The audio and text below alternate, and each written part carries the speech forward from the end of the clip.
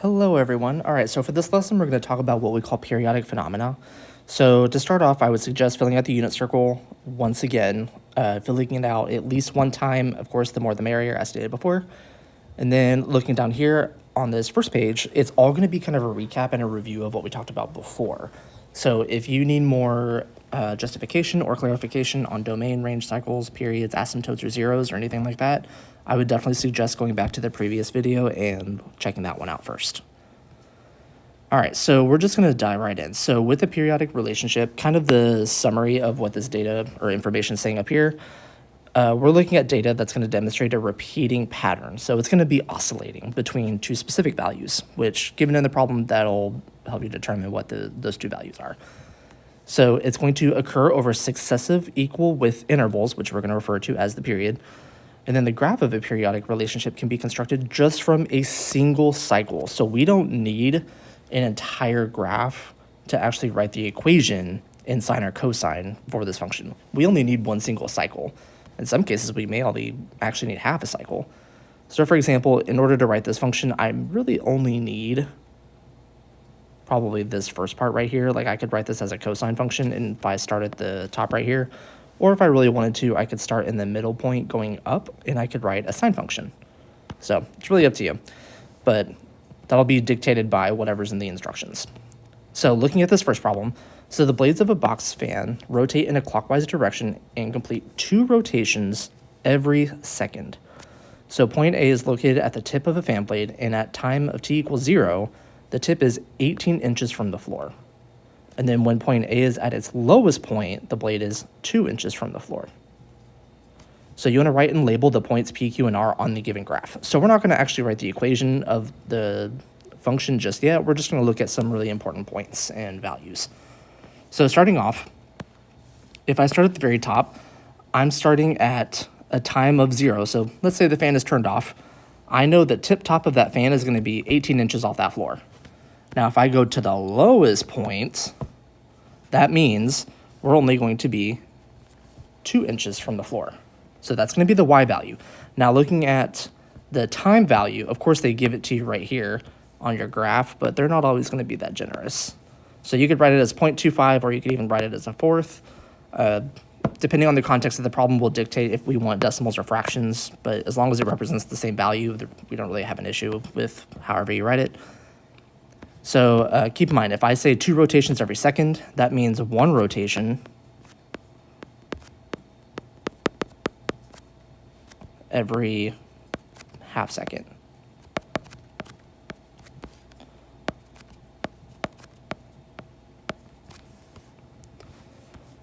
Okay, so I'm going to have, so it's going to start at the top, go 1 full rotation, go to the very bottom, and then circle right back all the way up, and it's going to come right back to the top after a half of a second.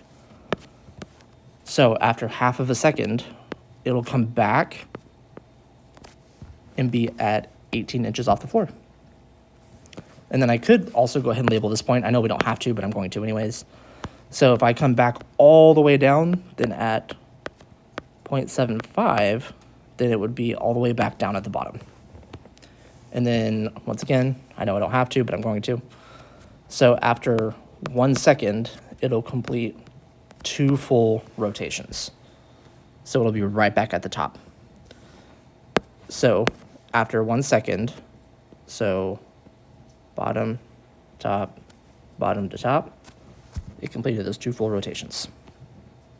Okay, now to kind of give us a look at the next one, so we're going to look at this graph, and we want to determine the period, we're going to look at the intervals, and then we're going to actually determine what's happening at the graph when we can't actually see that specific part of the graph. So starting off, we give you this graph. Now, one thing to note on this graph, the graph is only periodic. It's only going to be periodic because the actual graph itself has a repeating pattern. However, it's not sinusoidal. So sinusoidal would mean it's going to have those smooth oscillating curves. So this would just be periodic, not sinusoidal. Okay, so starting off, we want to look for the period of the function. So I want to look to see what is the length of these cycles. So if I go from 0 to 1, 2, 3, and then 4, well, that tells me the period here is going to be equal to 4. Okay, so now I want to graph another cycle of the function and look at the interval of that cycle. So what I'm going to do, I'm going to get rid of these. And now I'm going to graph another cycle. So what you can do, or what I like to do personally, especially on your iPad, I like to hover over the original cycle, and then I'm going to use my lasso tool, and I'm actually just going to translate it to the right. So you can kind of see the new interval. So based on this, I know the new interval. So 0, 1, 2, 3, 4, 5, 6, 7, and then 8. So my new interval is going to happen from 4 to 8. Okay, so now if you look at this next part, now I want to know what's going to be the value of that function at, say, 10, 12, and then, say, negative 45. So I highly doubt you really want to draw out and copy and paste these values 20,000 times. Probably not. That doesn't sound very fun. So what you can do is you're actually going to take the value, and what you're going to do is you're going to divide it by that period length. So when I say the value, I am talking about the value that's in the parentheses. And what we're going to do is we're going to look for the remainder. So because the value is 4 units across, that means your remainder should be between 0 and 3. And that's going to determine where your value is going to be. So if I look, let's say I keep this pattern going. Let's say I just want to count it out. So if I keep going, then this would happen at 8, 9, 10, 11, 12. I can't write, everything's fine. And then it would happen again. So 12, 13, 14, 15, 16, 16, 17, 18, 19, 20, so on and so on. So if we give you a really large value, say like 45, or even if we give you like 150, you probably don't want to have to count these out. That would be tedious, annoying, and counting is hard, as we all know. Okay, so what I'm going to do is I'm going to take that value and divide it by the period length, and I want to look for the remainder. So specifically, if you look at your first cycle here, that actually gives you the values. So if I have a remainder of 0, it's going to be 0. So let me actually go ahead and write out these coordinates. So I would have 0, 0. So if I have a remainder of 1, then my point value would be at -1. If I have a remainder of 2, then I would be at a value of -2. If I have a remainder value of 3, then I would be at -1. Then I can't have a remainder of 4 since we're dividing by 4. So instead, we would actually just go back to 0. So that's why we're really only considering 0 to 3, because 4 puts us right back at the beginning. Okay, so starting off, I want to find what's happening at 10. So I want to do 10 divided by 4, which 4 is going to go into 10 2 times, and then we're going to have a remainder of 2. So that means I want to go to the remainder 2 value. So at 2, that means our value here is going to be -2.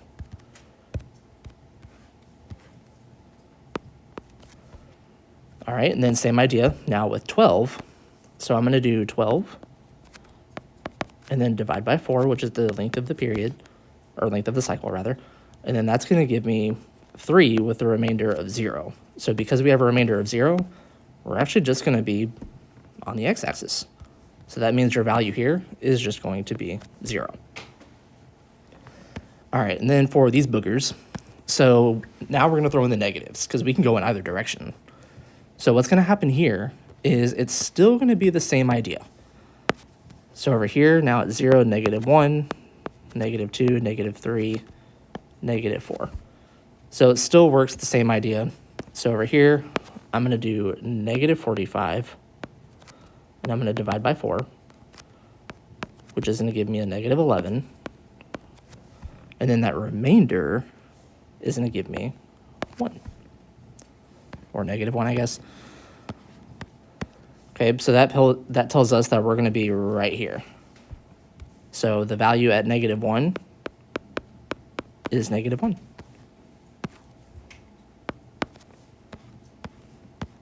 Okay, So that's going to be a really quick and easier way to do that one. So if you prefer counting it out, by all means, but if we give you something like 200, well, I believe in you. Good luck.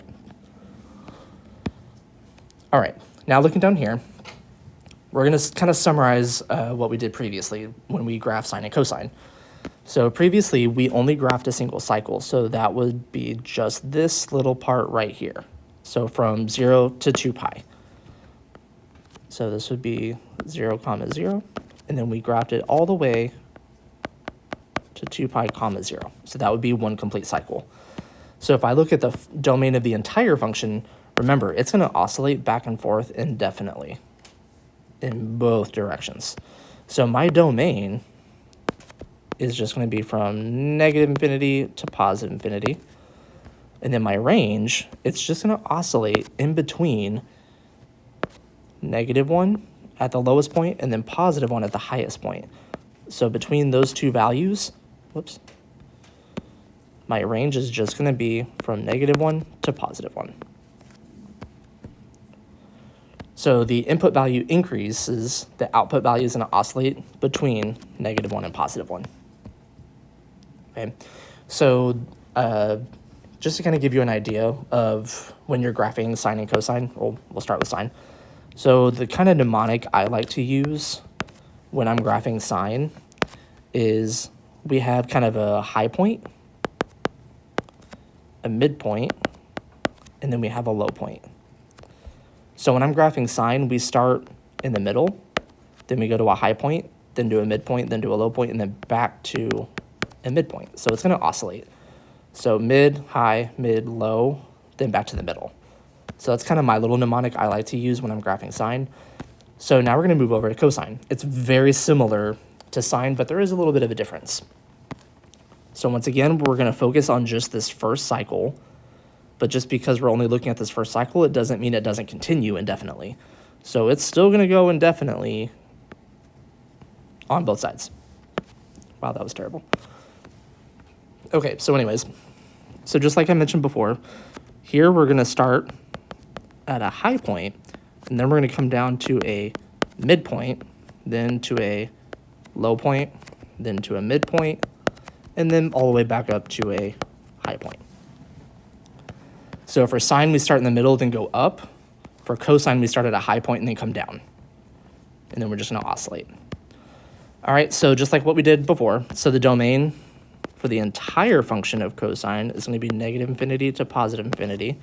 The range is going to oscillate between -1 and +1. Now remember, we equal those values, so we do need brackets. If you put parentheses, that would not be correct. So we are going between -1 and +1. Okay? So on the next section, now we're going to look at some really important vocab. So before we get into the vocab, I do want to emphasize this really important part up here. So what I want to do is I'm actually going to highlight, or not really highlight, but I'm going to trace over my sine function, and I'm going to move it over here to cosine. So notice how they're not overlapping, but notice what happens when I kind of shift it back a little bit. So up here, what this is telling me is if I take my sine function and shift it to the left pi/2 units, you're actually going to get cosine. So when I do just that, I'm going to take this function, and I'm going to shift it to the left, and you get cosine theta. So sine and cosine follow the same patterns. They just start at different places. Okay, so that's a really important part to know. The only difference is that phase shift, which, speaking of phase shift, let's talk about what that is. Okay, so the period of the sinusoidal function is the smallest positive value, k, such that f of theta plus k is f of theta for all the domain. So very fancy, complicated way of saying what's the length of a cycle. I know it's very complicated the way it's written. Okay, and then the frequency is going to be the reciprocal of the period, which it measures the numbers of complete cycles in a periodic function complete with a given unit of time. So that's going to be measured in like seconds, minutes, hours, et cetera, et cetera. All right, and then your amplitude. Now the amplitude is going to be half the difference between the maximum and the minimum value. And it's essentially what's happening is it's just going to be the distance from the highest point to what we call the midline. So the midline is the average of the maximum value and the minimum value, and this horizontal line will cut the graph in half. Okay, so let's kind of look to see what all this is going to look like in sine and cosine before we move on to some example problems. So starting off, in sine of theta, your period, of course, is just 2 pi. We didn't do any transformations, so it's just the length of a single cycle.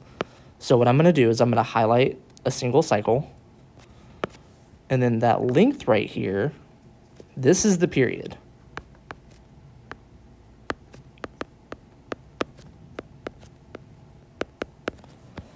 Okay, and then the frequency, we're actually going to do 1 divided by the period, so that's just going to be 1 divided by 2 pi. So if you find the period, you can find the frequency, and vice versa. Technically, if we give you the frequency, you can also find the period. So those go kind of hand in hand. All right, now your amplitude in the midline. So we're actually going to find the midline first because that will help us find the amplitude. So the midline essentially is going to be the line that cuts this function in half. It's a horizontal line. So for the horizontal line, it's going to be the line in the middle that's going to cut it in half. So essentially, in this case, your midline is going to be the equation y equals 0. Now, I know you're probably thinking, well, how the heck did you get that? Well, don't fret too much yet, because we're going to actually discover more ways of doing this, especially with more practice problems. Essentially, you just want to kind of eye where the middle of the graph is. And you're going to draw the horizontal line through that middle of the graph. Okay. So now we can find the amplitude. So the amplitude, there's a couple different ways you can find it. So you can find the value of the highest point, which is 1, and the value of the lowest point, which is -1. You can add them together and then find the average. So 1 plus -1 is 0, divided by 2 is going to give you 0. So, nope, that's not right. Hold on, back up. The amplitude is just going to be the distance from the midline to this top point up here. Or you could even do the distance from the midline to the bottom point. So remember, because we're counting a distance, it's not going to be negative. So the distance from the midline to the top would just count as 1, and then the distance from the midline to the bottom would also just be 1. Now, it should be the same on both sides. You should not have like an amplitude of 2 on the top and then like an amplitude of like 3 on the bottom. That should never happen. It should be the same on both the top and the bottom. Okay, so that being said, we know the amplitude is going to be 1. No, come back. All right, so now let's move over to cosine. It's going to be the same idea, so I'm going to highlight just one cycle of cosine. We're just going to look at this first cycle. Okay, so looking at the period, I know the length of this period is going to be 2 pi, or the length of the cycle. I keep saying the wrong thing. My bad. So the length of the cycle is going to be 2 pi. The frequency is going to be the reciprocal of it, so 1 over 2 pi. And then for your midline, I want the line that's going to cut this line, or cut this graph in half. So I'm going to do my line y equals 0. Okay, and then I'm going to find my amplitude.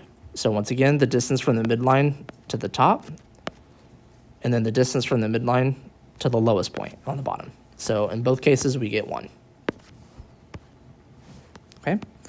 All right, so now we're going to kind of look at some different functions and see what we got going. Okay, so let's look first at this function, and we're going to look at see what the period is. So I first want to identify just the length of a specific cycle. So I'm going to start at 0, and then I'm looking for a midpoint before I go up, which means I'm going to go all the way to here. Okay, so I'm going to stop at 4. So this length right here, this is going to be the period of that cycle, which means I'm looking at a period of 4. So the period, which is going to be 4, which means my frequency would be the reciprocal, which is 1/4.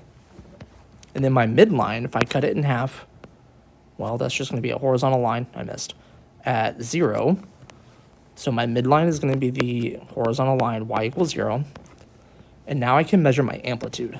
So I'm going to measure from the midline to the top, which is 1, or you can even do the midline to the bottom, which is also 1. Okay, so I would suggest you pause here, try this one on your own, and then come back in a little bit and see how you did. All right, so hopefully you did this one. If not, oh well.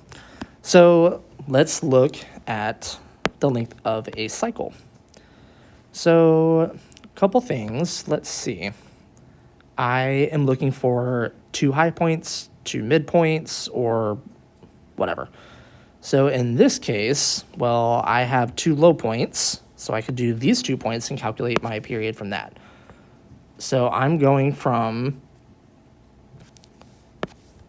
-3, -2, and then I want to measure the distance between these 2 points. So from -3 to +5, well, that's going to give me a period of 8. So I know it's going to be 8 units across for the period. Frequency is going to be the reciprocal of it, so 1/8. And then the amplitude. Okay, so now we need to figure out where is going to be the midline so that we can calculate the amplitude. So let's just kind of draw it at 0. Let's just kind of see what happens. So that is definitely not right, because if I draw it at 0, we're going to be way more top heavy. So we want it to be even on the top and the bottom. So I want to move it up. So if I move it up to 1, well, that looks pretty even on the top and the bottom. So now let's count the amplitude, because counting the amplitude could also be a really good check for us. So if I count the amplitude from top to the midline, remember it should be the same on top and the bottom. So from 1 to 4, that's going to give me an amplitude of 3. Now if I look from the midline to the bottom, so if I count from -2 to 1, well, that's also going to give me an amplitude of 3. So that's how I know the midline is also good. So I know my midline here is going to be at y = 1, and I'm going to have an amplitude of 3. So midline of 1 with an amplitude of 3. Ta-da. All right, so moving on to the next part. I hope you're all having so much fun. If not, too bad. So your sinusoidal functions and concavity. All right, so y'all are going to hate me for this, but we're going to be bringing back like the increasing, decreasing, concave up, concave down, increase, average rate of change increasing, all that garbage from before. So what we're going to do, we're going to look at this graph, and then we're going to essentially be looking to where the graphs are going to be increasing, concave up, decreasing, concave down, all that garbage. Okay, so we're going to start up here. We're going to look to see what's going to be the coordinate of point A. Okay, well, let's look over here. Let's look at the pattern. So I know from each of these points, so we start at 0, 2, then 4, 2, then 8, 2. So we're counting by 4s over here. So what that tells me is at this point, at point A, this should be -4, 2. Okay, so point A I know is going to be -4, 2. I know the y value is going to stay the same because we're on the midline. Okay, and then I also want to know what's going to be the coordinate at B. So at B, same idea, if I keep that pattern going, so this should be 12, 2. So once again, I know it's got to be at a y value of 2 because we're on the midline. All right, so now we want to mark and highlight the graph where the sinusoidal graph is concave up. And then we want to look to see, like, what do you notice when we are looking where it's concave up? Okay, so concave up, remember, is going to be when it is kind of bowl-shaped. So it's going to be facing up. So that'd be concave up.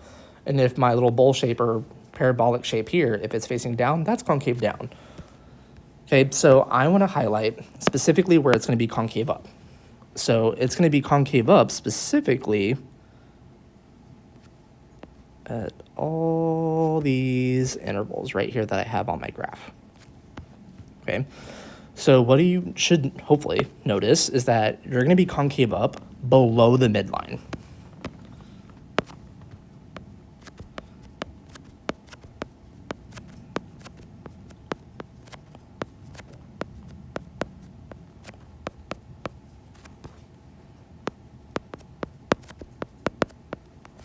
Okay, and then that being said, hopefully you can kind of fill in the opposite side of it. So then we would be concave down when we're above the midline.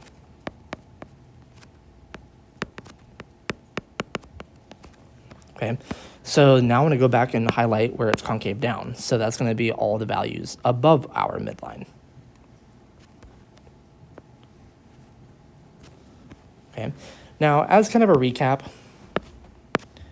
now anytime your function or your graph or whatever is going to change concavity, we call these points of inflection.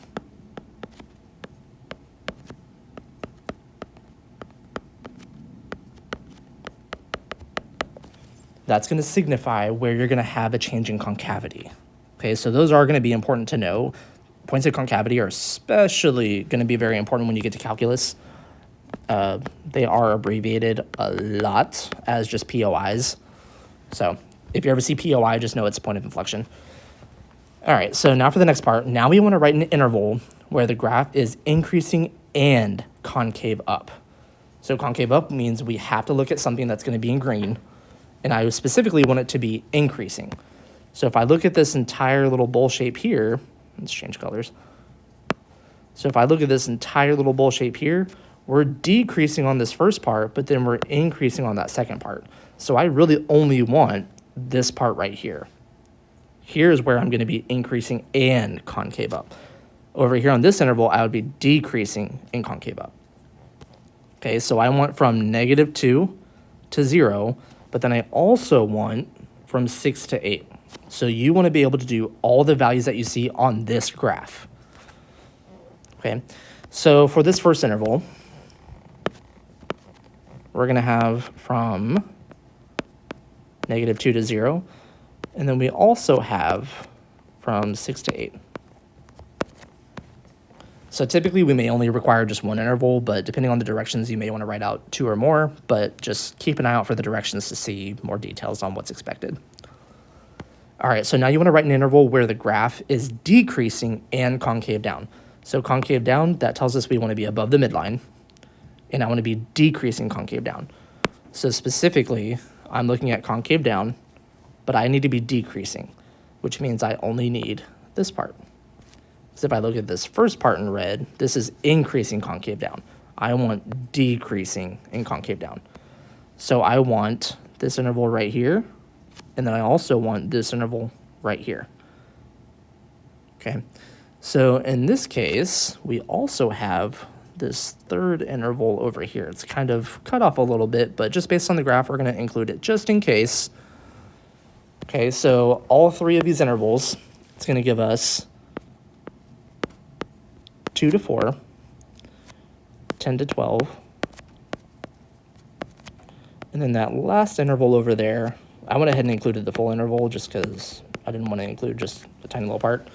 So I included from -6 to -4 to include the full actual value. Okay, and then for these other 2 values, so now you want to write an interval where the graph is increasing and concave down. So increasing and concave down, so we're going to want above the midline, but where it's increasing. So I want this interval here and this interval here. Okay, so I want from 0 to 2, and then I also want 8 to 10. That's not a 10. There we go. All right, and then for this last one, we want to write an interval where the graph is decreasing and concave up.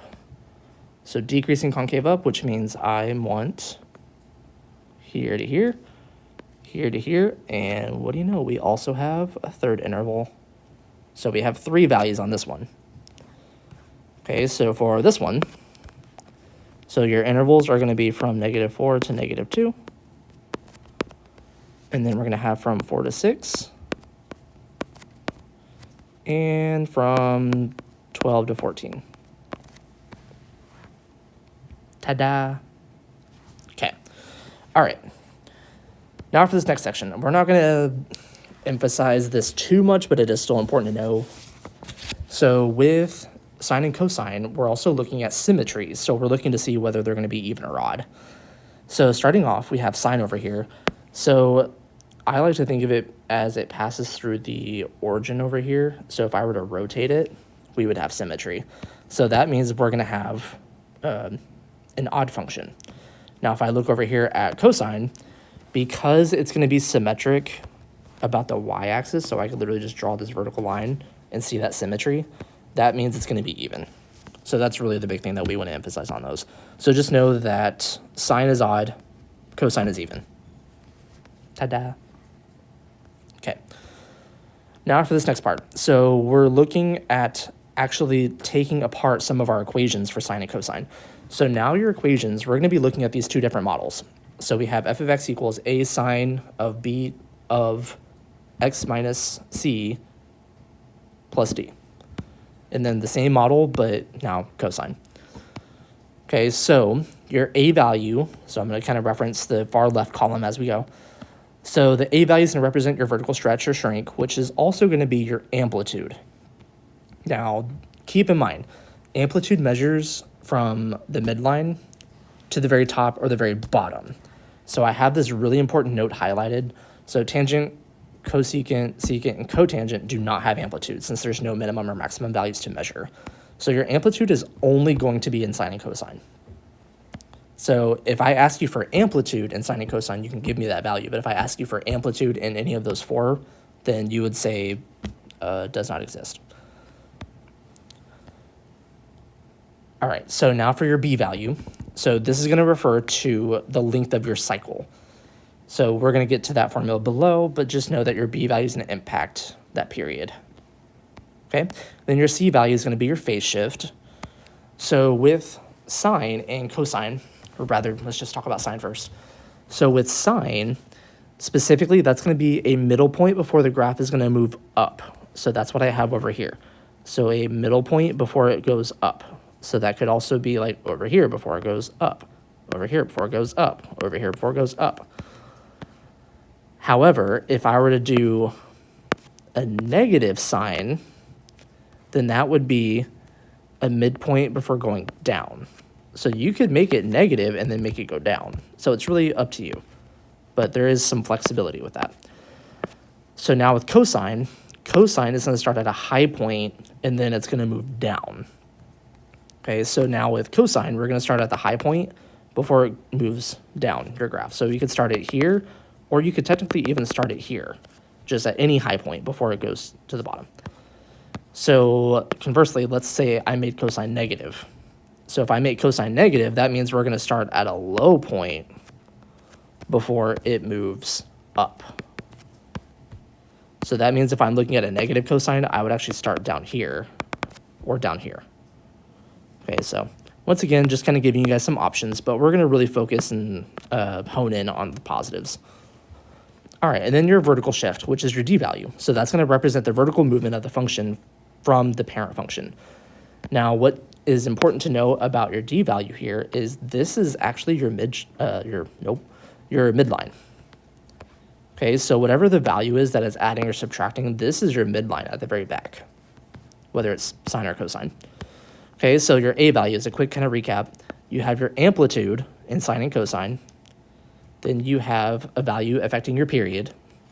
Then you have your phase shift, which is your c value. And then you have your midline at the very end. Okay? All right, so what's going to happen is we're going to give you some equation, and you have to tell us all this information. Okay? I'm not going to do all of these. It would be much longer if I did all of these, so I'm only going to do a few of these. All right, so starting off with number 7.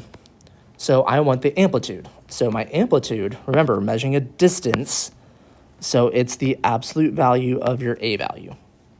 Okay, so my a value, which is going to be 5. All right, and then we're looking at the b value. So your b value is going to be your coefficient with your x value over here. So that, in this case, will just be 1. Okay. Now, in order to find out what your period is, it's going to be impacted by whatever your b value is. So if you look up here, so if we're working with sine, cosine, cosecant, or secant, you need to do 2 pi over whatever your b value is to find the period. Now, if we're in tangent or cotangent, then you're going to do pi divided by whatever that b value is to find the period. And then conversely, we can actually work backwards. So if I'm given the period and I want to know what the b value is, we could do 2 pi divided by the period if we're in one of those 4. Okay. So doing the period, that means we're going to do 2 pi divided by that b value. So what that tells me is I'm going to do 2 pi divided by 1, which thankfully is just 2 pi. So it's not going to change in this case. All right, now your vertical shift, this is your midline. So this is going to be whatever the d value is at the very end. So in this case, we're adding 2 at the very end, so that's your midline. So in this case, you would just say up to. You do want to give it direction, because if I just say 2, well, you don't tell me if it's going up to or down to. So if I have to interpret your answer and I can interpret it incorrectly, that means you're not giving me enough information. So I would suggest, or require rather, give me a direction and then the amount of units. Okay, and then same idea for a phase shift. So a phase shift, you need to tell me whether it's going left or right and then however many units. Now this is referring to your C value. Okay, so if I am subtracting, that means we're going to go right. So if I have x minus c, we're going to go right. Now if I have x plus c, that means we're going to go left. Okay, so in this case, we're subtracting, so that means I'm going to go right. So I'm going to go right pi over 2. Okay, and then for your type of point, this is going to be sine and cosine only. So sine and cosine only. So this is referring to, am I going to start at a low point? Am I going to start at a midpoint? Or am I going to start at a high point? So we don't really need this until we actually start graphing, but I go ahead and introduce it now just to kind of get you in that mindset. So in this case, we have a positive sine graph, which means we're going to start in the middle and then go up. Okay, so when it says type of point, that means we're going to start in the middle. Okay. All right, so now moving on to our next one here. I'm also trying to determine how many of these we should do. Okay, so number 8 here. So we have 7 cosine of 2 times x minus pi over 4. Okay, so same idea. So your a value is going to be out in the very front. We have your b value in the front, and then we have a phase shift, and then we're not adding anything at the very end, which means your midline is going to be at 0. Okay, so amplitude, we want the absolute value of the a value, which is 7. Your b value, I know that's going to be 2, based on what we have here. And then the period, I'm going to do 2 pi divided by the b value. So 2 pi divided by 2, which means our period is only going to be pi. So it's going to be kind of squished together a little bit, horizontally. All right, and then the vertical shift, well, as we mentioned, your d value is 0. So we don't have a midline is going to stay at 0. The phase shift, because we're subtracting, is going to go right pi over 4.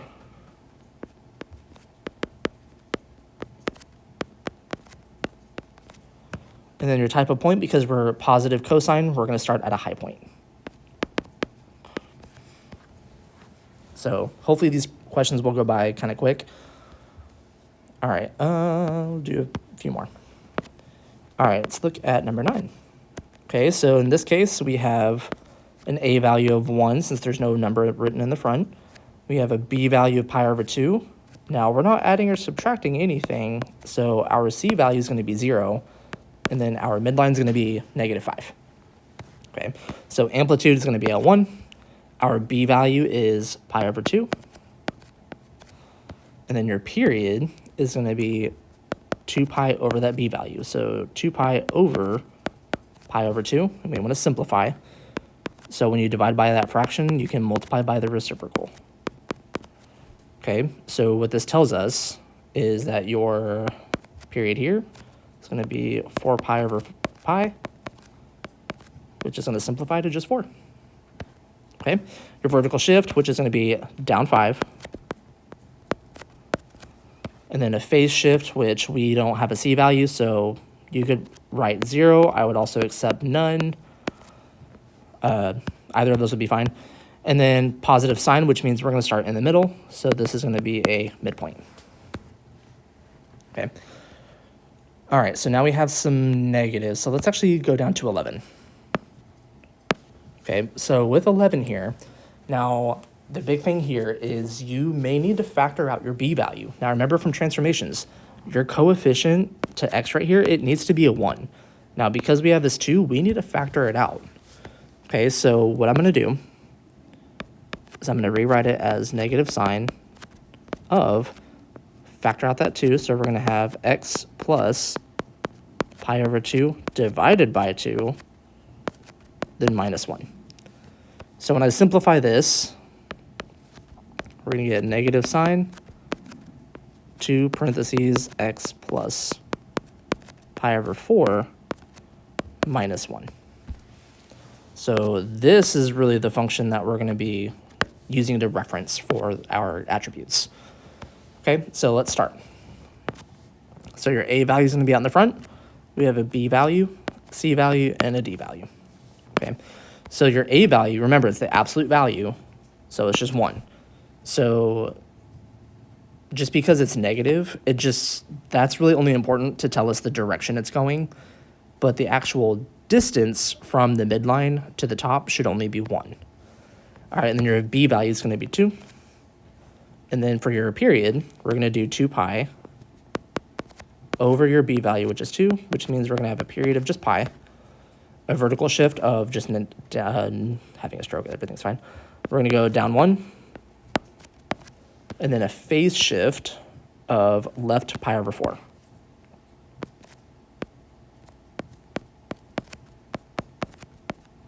Okay, and then type of point. Now, because we are in sine and it's negative, instead of doing a midpoint going up, it's actually going to be a midpoint and then going down. Okay, so it's still a midpoint, but now instead of going midpoint up, it's a midpoint down.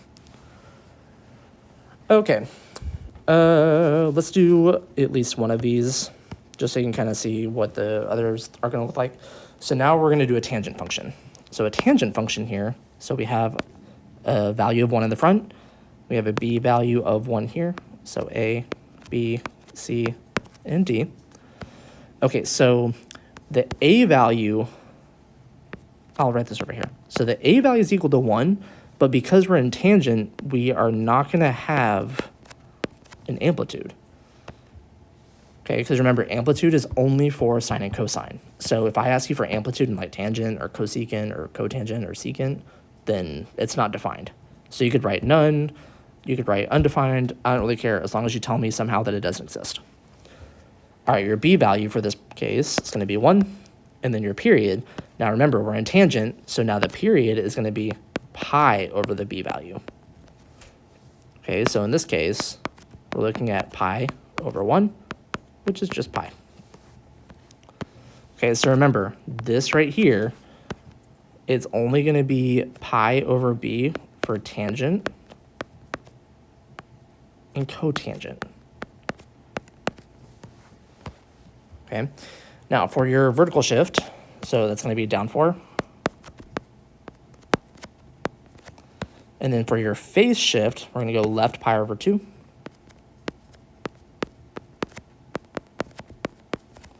All right, and then your type of point. Now, because we're in tangent, we're not going to have a type of point. So the type of point is for sine and cosine only.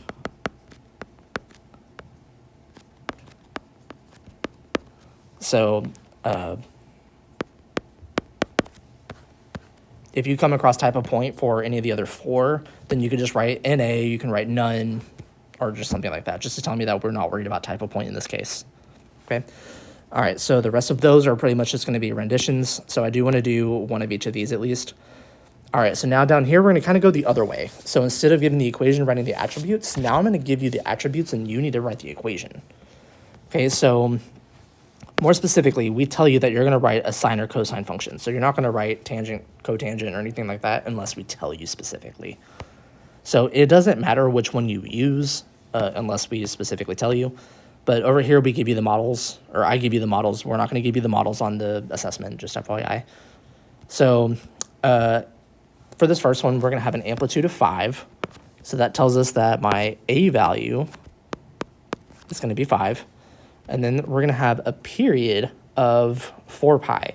So we need to actually determine what the b value is. So if I know the period is 4 pi, I know that's going to be equal to 2 pi over whatever that b value is. So I still need to actually solve for that b value. Okay, so what I'm going to do is I'm going to multiply both sides by b. So b times 4 pi is 2 pi. And then I'm going to divide both sides by 4 pi. So just treat it like an equation. So b is going to be equal to 2 pi over 4 pi, which is equal to a half. Okay. All right, and then we're going to have a phase shift right of pi over 2. So because we're going right, that means we are going to do x minus pi over 2. Okay, and then a vertical shift down 7. So we're going to give you some sort of context as to which direction. So because it's down, we're going to subtract 7. Okay, now for your actual model. So my a value is 5, so we're going to have 5. I always default to sine. I don't know why, I just do. So 5 sine parentheses times your b value, which is 1/2, x minus pi over 2, and then minus 7. So this would be your equation. Okay. All right, and then the other two are just going to be renditions of it. Just a little note to point out. So looking at 17, so notice how I don't mention a phase shift. So if I don't mention a phase shift, then just know that that means your c value would be equal to 0. So same thing with a vertical shift. If I don't mention a vertical shift, then that means your d value would equal 0. So if I don't mention it, it's not going to have it. Okay. So by default, a is going to equal 1, b equals 1, c equals 0, and d equals 0. So this is just by default. So that is important to know. Okay. Now down here, I'm only going to do one of these. So you want to write the equation of the graph shown below as both a sine and a cosine function. So you are going to be expected to write a function in terms of both sine and in terms of cosine. So there are going to be more than one correct answer or equation for these. So there's multiple ways to write it. Okay, so starting off, what I like to do is I like to start with a midline. I like to see and kind of eyeball where's the middle. So I see here that my midline is going to be at 3. So my midline y equals 3, which tells me my d value is going to be at 3. Okay, now I want to look for the amplitude, my a value. So my a value, I'm going to measure from the top to the midline. So to go from 3 to 5, that's going to be an amplitude of 2. So a equals 2 in this case. All right, so now I just need my b value and my c value.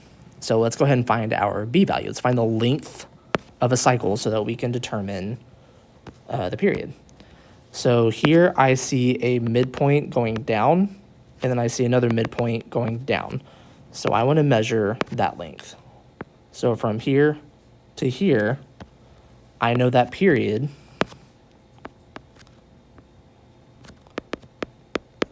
is going to be equal to 2 pi. Okay. Now that being said, I'm going to use this to help me find what my b value is. So I know the period over b is going to be equal to 2 pi. So if I just solve it like an equation, I'm going to end up getting b equals 2 pi divided by 2 pi, which means we're going to have a b value of 1. Okay, so now I just need to find a phase shift. So for a phase shift, I need to look for a specific point. So for sine, I'm going to look for a midpoint going up. And then for cosine, I'm going to look for a high point when it's before it goes down. Okay, so that's going to determine my c value. So for sine, let's look for a midpoint before going up. So that would be this point right here. So I could say my c value is equal to pi. Or I could even say over here that my c value is equal to negative pi. They're both midpoints before it goes up. Okay, so starting with my model. So a sine parentheses b x minus c plus d.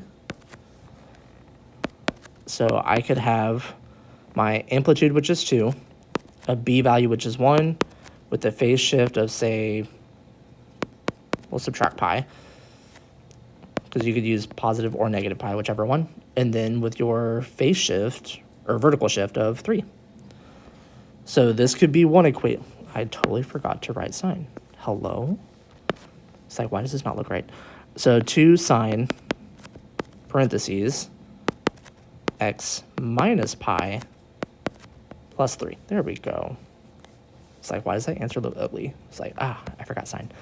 Okay, so I could also use the other phase shift. So you could do 2 sine x minus a negative pi and then plus 3. So you could also write it as 2 sine of x plus pi plus 3. So either one of those would be accepted as your equation for sine. All right, now for cosine. So now I want to start at a high point before it's going to go down. So for this point right here, this I could use as a phase shift of negative pi over 2. Or I could even use this point over here and use the point 3 pi over 2. Okay, so I'm referencing the x values over here. Okay, so once again, you can use either one. I like to stick to the positive values whenever possible, but that's just me. Okay, so for my model, my a, b, and d values are still the same. It's only the c value that's going to change. So I'm going to have a cosine b x minus c, and then plus d. Okay, so my a value is still 2, and then cosine of my b value, which is 1, and then x minus my positive 3 pi over 2 plus d. So then this would be 2 cosine x minus 3 pi over 2, and then minus 2. So that'd be one way that you could write the equation, or if you want to use the negative pi over 2, then you could do 2 cosine x plus pi over 2 minus 2. So either one of those would be completely acceptable. So you have options. So ta-da.